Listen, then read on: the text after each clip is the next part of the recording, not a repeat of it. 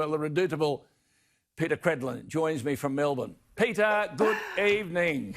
I love that. I love that. Yes, absolutely. Bringing him back down here in Victoria. We need a governor. We need an intervention in Victoria. It's terrible, Alan. Terrible. I know. Listen, Peter, this is a bit personal, but everyone comes at this from a personal perspective, and I know Peter has navigated very tough times with her mum, but her mum has a wonderful daughter who has her mother safely quarantined, and that's what we should do to all people. I hope my mum is listening to this, yes. Well, Mum, yes. Mum, you've got a beautiful daughter, let me say. But, Peter, if fewer than one person a day is dying from coronavirus, but 430 Australians die every day, what are we doing to protect the others? I think the difficulty in Victoria, Alan, and it's, you know, see it from the perspective of where we are now. We in Victoria have lost faith in our government. We've lost faith in the system.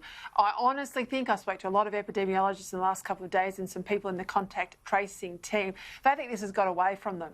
They honestly don't know that they will be able to contact trace. If you listen to Talkback 3AW in Melbourne every single day at the moment, there are people calling in saying, I've been positive, tested positive, 3 days on. No one has contacted any of the people whose names and phone numbers I gave them 3 days ago. Yeah. We don't think they can get this genie back in the bottle. We honestly don't. See, my concern is there are people out there with cancer and cardiovascular disease who can't get treatment because of this obsession. 49,000 people a day die from cardiovascular disease around the world, 26,000 from cancer. Do you think ill people, all ill people, are being treated equally? I think, you know, in other states, perhaps it's a lot easier than Victoria. I think anyone who's even moderately unwell here would try and keep away from hospital. I don't think anyone wants to go in a hospital in Victoria at the moment, such as the state of the play. I think it's very different in WA, in South Australia, in Queensland. I think there's a bit of nervousness creeping into New South Wales. But the rest of the country, they're all starting to get back on their feet. Yeah, thank God. You know, See, this is a two-speed economy now. I just want to say to our viewers out there, this lady, from day one, she said, no, my mother is at risk, da-da-da-da-da, I'm looking after my mother, and she did. The mistake, I think, Peter, is that we didn't identify, as you did, those at risk immediately and quarantine them. I mean, no, the bigger problem is that, remember, you and I said this. I asked Scott Morrison on the 21st of January about this outbreak in Wuhan. No one in the gallery, they were all chasing him down about bushfires. I asked him about this because one of the first things you get when you chief of staff to the Prime Minister is you get a briefing about pandemic risk. So I asked him as soon as I saw the stuff coming out of China in January. And I didn't know this, but the day before it had a pandemic meeting and stood up this expert group and blah, blah, blah. Now, you and I for a good month said, shut the bloody national borders. It's the one thing we have. Our geography as an island nation should protect us, but we didn't. Well, let me ask you this. A long time. If you or your husband, I made this point earlier, was responsible, direct or indirectly, for 39 people dying, 116 people being in hospital, 31 in intensive care, do you think the authorities would go after you? I mean, this bloke Andrews allowed these anarchists to... the authorities would go after you, wouldn't they? Come on. In Victoria, come Thursday morning, you'll get a $200 fine if you haven't got a mask on to go and get your fruit and veggie. I mean, they will throw the book at you. What I find intriguing is this sort of sub judice line, and I know you mentioned at the top of the show that he uses. There is no sub judice. This is an inquiry by a judge. There's no jury. Sub judice relates to juries, but nonetheless, he gets away with it because of all the idiots in the gallery down here.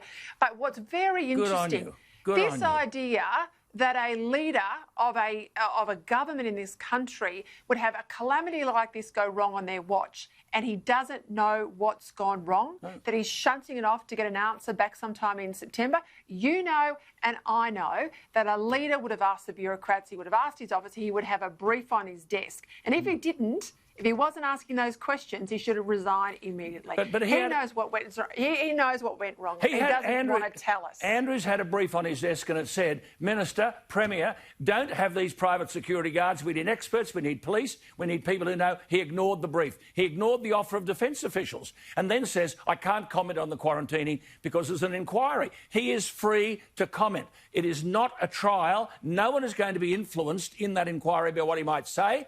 They are both, Gladys Berejiklian and Andrews, free to comment, Peter.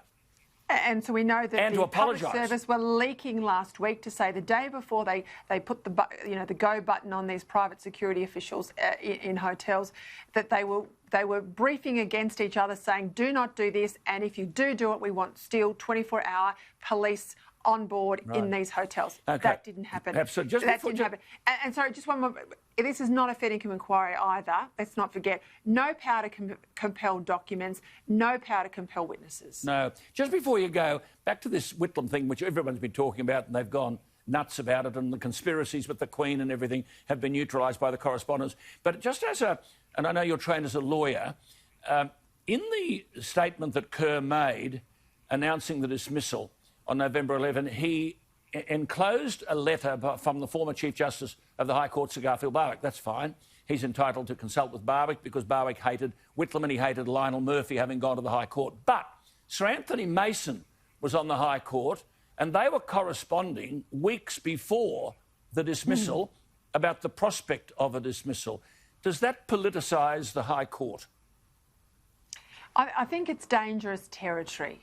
I think there's obviously a principle of the separation of powers, the executive, the judiciary, and the parliament, and I think that's some of the territory that he has got himself into, Kerr at that time.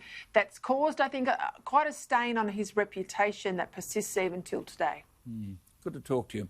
Always good to talk to you. Peter's here every night Hey, with us. I love that pink. What would you call it? I'm trying to think. What's that Greg dip?